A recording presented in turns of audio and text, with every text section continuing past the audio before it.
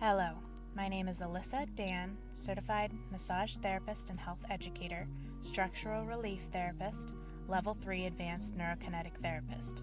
I am highly trained in craniosacral therapy, visceral manipulation, massage cupping, and medi-cupping therapies.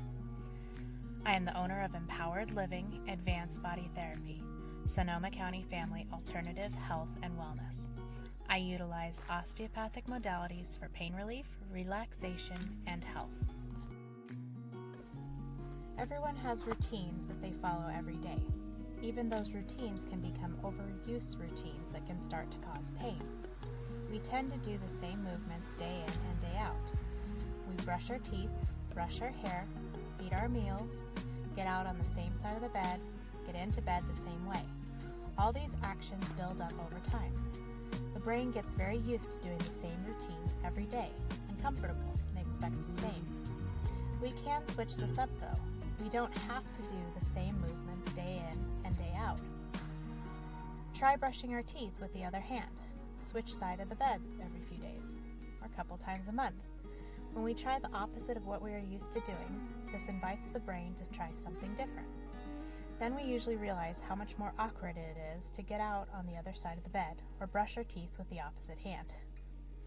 When we have pain patterns that get established in our brain, it is the same situation. Our brain gets used to functioning even if it is poorly in a dysfunctional pattern. These patterns get more and more cemented in our brains until our body can't compensate anymore and we develop pain scenarios. I'm sure you all have heard of the correct way of getting out of bed, quote unquote. Roll to one side, push yourself up with your hands.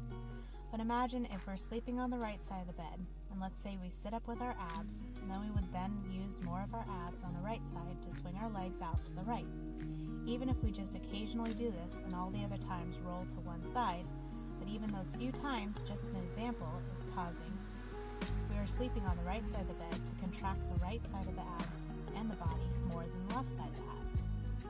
The outer thigh on the right leg and the inner thigh on the left leg to get out of bed on the right. Our right arm would be more contracted on the right in the back, and the left arm would be more contracted in the front of the shoulder, getting out of bed on the right side. This is the same but opposite for the person who sleeps on the left side of the bed.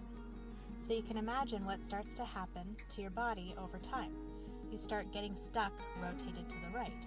And because the body doesn't show that you're off, at least not until a person is very elderly, and the body can't fake normal anymore, we walk around straight, but not really straight in our structural makeup.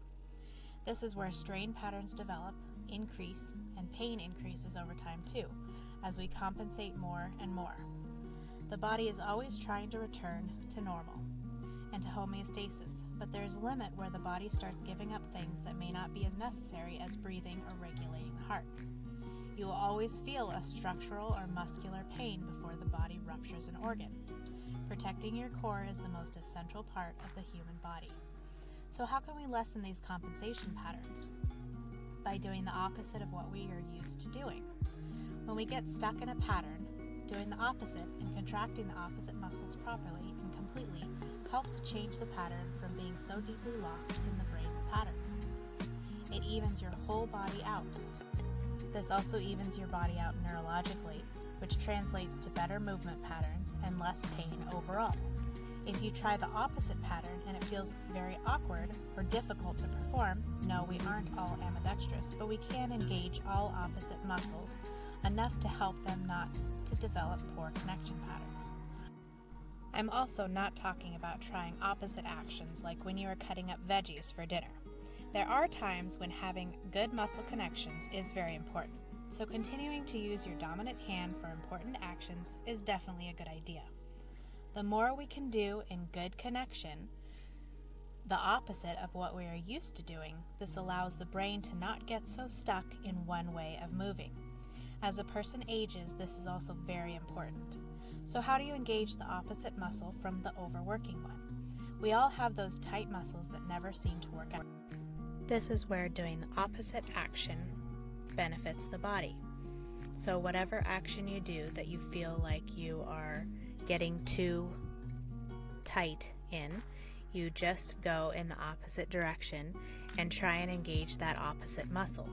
So if you're reaching down for something on the right side, try reaching down and engaging the muscles on the left side to get what you're reaching for. You could even try writing with the opposite hand. This would also help your brain to switch sides and increase connection between both sides. This is really good for the brain and good for neurological connection.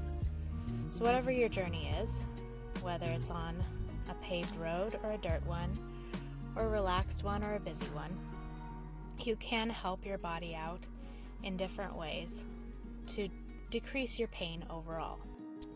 Thank you so much for watching this video. Feel free to like or subscribe for notifications on videos in the future. If you have any questions, call or text 707-536-1147 or email Alyssa, ALISSA, @empoweredlivingmassage.com. Thank you so much, and I'll see you next time.